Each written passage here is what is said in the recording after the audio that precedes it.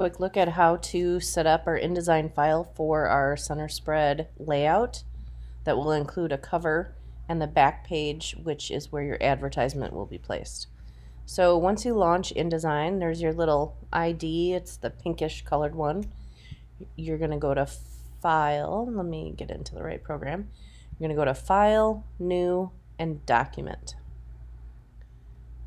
We've got our new document set up. You're going to want to change your picas here to inches. And we are setting up our document as 8.5 by 11. You are going to have a total of 4 pages in this document, and you should turn this option on. We're not going to use the primary text frame, so leave that off. I don't think you're going to need columns, but if you wanted to, these would show up as just guides.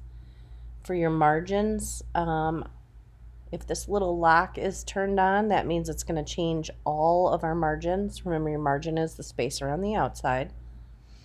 So I'm going to change this to 0.325. Then I'm going to click outside of there, anywhere outside of there, and it will change them. I don't want to hit return on my keyboard or enter because that will actually create the document. Now, we're not using bleed. Bleed is when your image goes off of the page. Our printer actually can't manage bleeds. So we're leaving these at 0. We're going to hit create. And here we are in InDesign. So within InDesign, over on the right hand side, you have your pages. This is going to let you navigate and scroll through. Now you'll notice that your cover, that's page 1, is on the right side. Page 2 and 3, that's where your center spread is going to be located. And then of course page 4, that's where you're going to put your ad. Now in the next video you're going to see how to place images. This is just the introduction for getting set up and navigating. Your menu of course is across the top. You'll notice that it's very similar to Illustrator and Photoshop, just in the overall program setup. If I mention a palette and you can't find it over on the right hand side, you would go to your window menu and then that's where you could find it. Your control, I think it's called your control panel up there. Oh, of course I can't find it. This guy is going to change. It's automatically there. It's going to change whenever you switch tools. So if I'm looking to add text, I have my basic text information. And then, of course, down below that, that's your paragraph formatting. In here, I do want to point something out in your paragraph formatting. Definitely make sure you turn off your hyphenate. The default is turned on in all of the Adobe programs. It drives me absolutely crazy.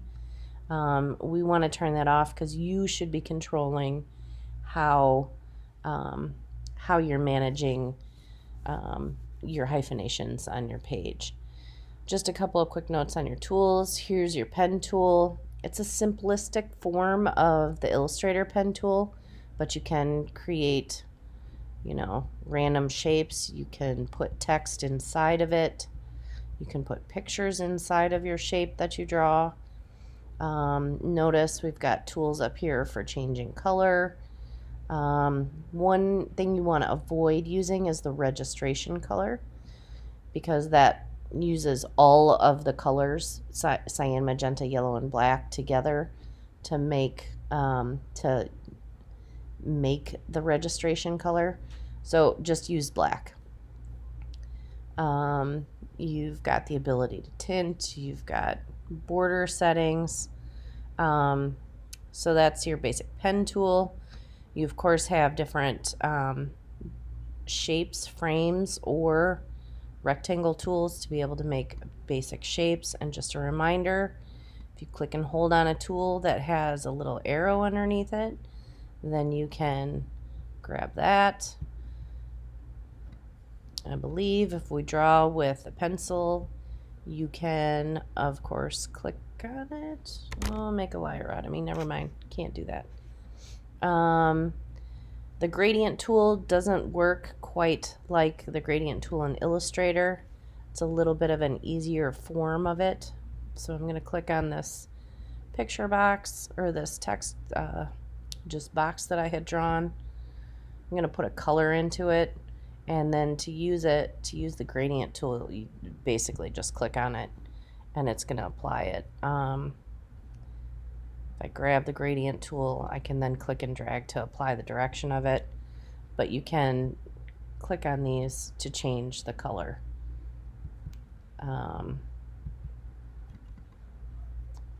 So you'll have to play around with that a little bit. Let's see. This tool is going to allow you to manipulate like a feathering effect on here on your gradients. And the other ones, you really, I don't know. The hand tool lets you kind of pan through the page. You can achieve that by clicking on your space bar and holding it down, though, if you want to move around.